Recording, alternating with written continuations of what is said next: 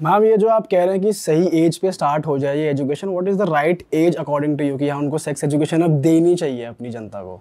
देखो, सही age to start sex education start हो जाती है 3 years ऑनवर्ड से।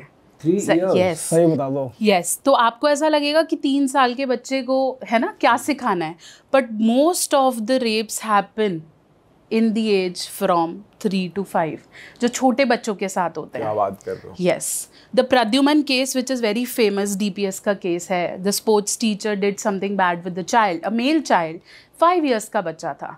5 साल के बच्चे को कोई पेरेंट सोच ही नहीं सकता कि इस बारे में कुछ बताएं।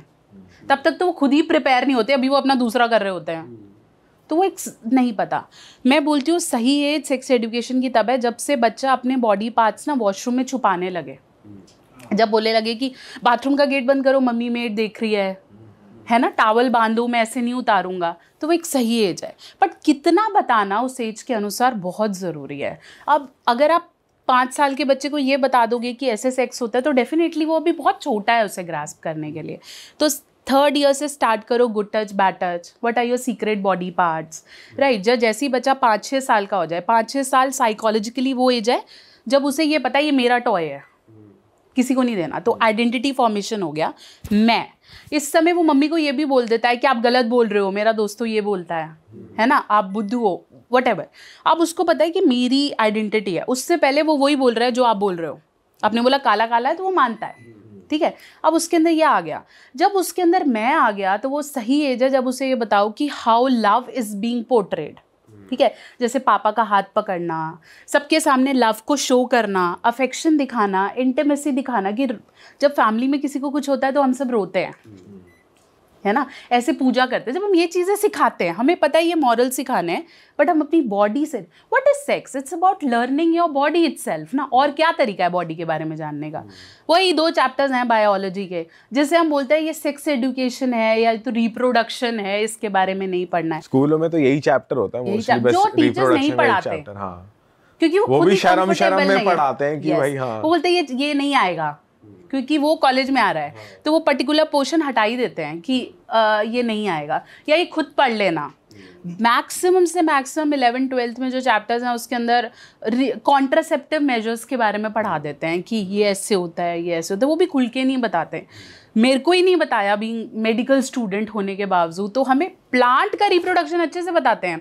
वहाँ से सीमेन गिरता है, वो ऐसे सब ने वो एक एक फूल तोड़ के चिड़िया वो उसके अंदर देखा हुआ है क्योंकि वो ज़रूरी है, ठीक है। लेकिन ह्यूमन के बारे में नहीं बता रहे। वही चीज़ ओ माई गॉड 2 मूवी में बहुत अच्छे से उस पर बात की गई है कि it is very important. So the peak age जब आपको उसे बताना है that how babies are born should be 10 years।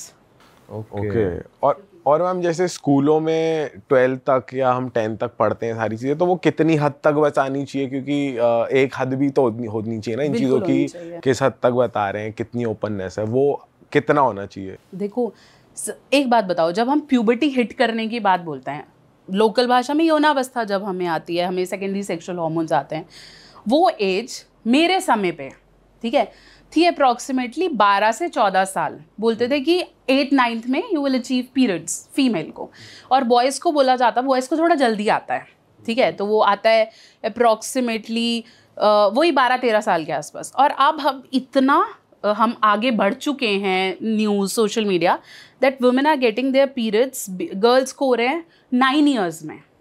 अच्छा, 9 years में, 10 years में, ठीक है। तो आप ये देखो कि 9-10 year में अगर हम ये बता रहे हैं कि this is pad, this is used for this, ठीक है। अब आधे से ज़्यादा मदर्स को यही नहीं पता इसे कैसे बताना, ठीक है। And this is not at all shameful. ये क्या चीज़ है? फीमेल की बॉडी में एक यूट्रस है जिसे हम गर्भाशय कहते हैं, जहाँ पे गर्भ आके टिकता है। वो गर्भाशय की एक लाइनिंग बनती है ताकि बेबी उसमें प्रोटेक्टेड रह सके। सोचो ये घर है ना, इस घर में मैं चाहती हूँ कि कोई शादी करके आए, कोई नई फैमिली आए, तो हम उसे डेकोरेट करेंगे। सिमिलरली हमारी बॉडी उस गर्भाशय को डेकोरेट करती है ताकि बेबी को मदर की नाल से, जो उसके पेट में है, कॉर्ड से पानी, भोजन सब मिल सके।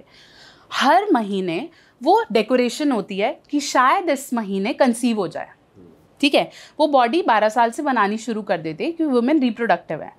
हर महीने वो डेकोरेशन उतारते हैं क्योंकि नहीं आया कोई, तो वो डेकोरेशन ब्लड के फॉर्म में बॉडी से बाहर निकलता है। इसमें क्या गलत है? इसको अगर ऐसे समझाया जाए that this is very common in girls, even boys को भी समझाया जा सकता है कि अगर किसी फीमेल को ऐसा हो रहा है इसका मतलब है कि अब वो बड़ी हो गई है, और क्योंकि फीमेल्स बेबी वो करती हैं तो शी हैज़ बिकम मैच्योर। और बॉयज़ को मेरे को लगता है उनको सेक्स की नज़र से देखने की बजाय आई थिंक रिस्पेक्ट आ जाएगी अगर उनको ये कंसेप्ट अच्छे से समझ में आ जाएगा। सही बात है। सही बात है।